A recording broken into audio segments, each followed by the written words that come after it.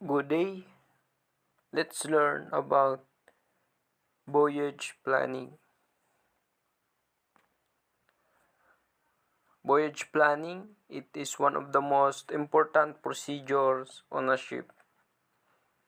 A passage plan is thorough berth-to-berth guide that identifies potential difficulties or risks of the proposed voyage.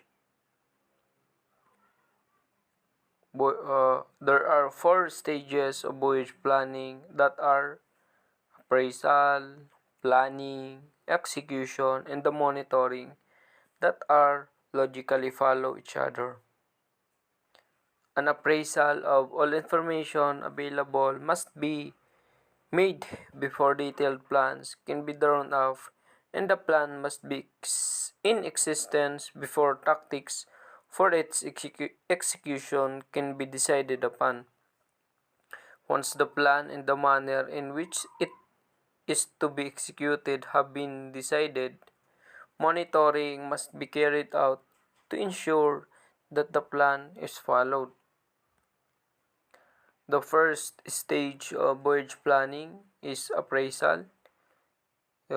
Appraisal is one of the process of gathering all information relevant to the proposed voyage, including ascertaining risks and assessing its critical areas.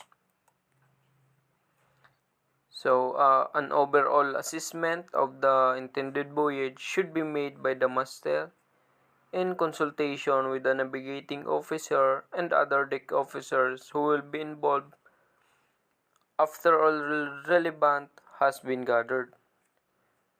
This appraisal will provide the master and this bridge team with a clear and precise indication of all areas of dangers and delineate the areas in which will be possible to navigate safely, taking into account the calculated draft of the vessel and planned under keel clearance. Bearing in mind the condition of the vessel, her equipment, and any other circumstances, a balanced judgment of the margins of safety which must be allowed in various sections of the intended voyage can now be made, agreed, and understood by all concerned. The next is planning. Once an appraisal is made using the publications and information in hand, the officer will prepare a plan which is detailed and simple to understand. The plan is first laid out on a small scale chart, which is then transferred to charts of suitable scales and then tweaked and modified as and when deemed necessary.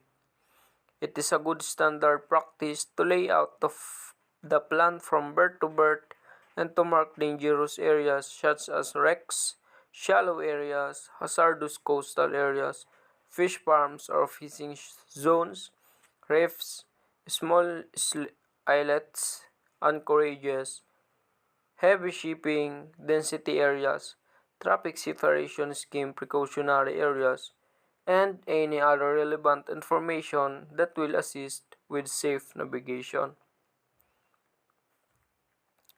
And the third one is execution. Once the passage plan is reviewed and approved by the master, the bridge team will execute the plan. During the passage, the speed is adjusted by the master based on the ETA or estimated time of arrival, traffic density, and the sea and weather conditions. The onboard quantity of fuel, water, and food ration should also be taken into consideration to prevent shortages. And the last is the monitoring. The space is where the bridge team use their experience, personal judgment, and good seamanship to monitor the sea passage. Monitoring is checking the position of the vessel by all available means to ensure it remains within safe distance from any hazardous areas. Plotting the ship's position using more than one method is a good practice, and those include, for example, GPS, visual bearings, radar range or bearings, and astronavigation. And at the end of a voyage, a debriefing meeting is to be held to share experience and lessons learned from the conducted voyage. This information can be made in the future passage planning. And that's all for today. Thank you. I hope you learned something.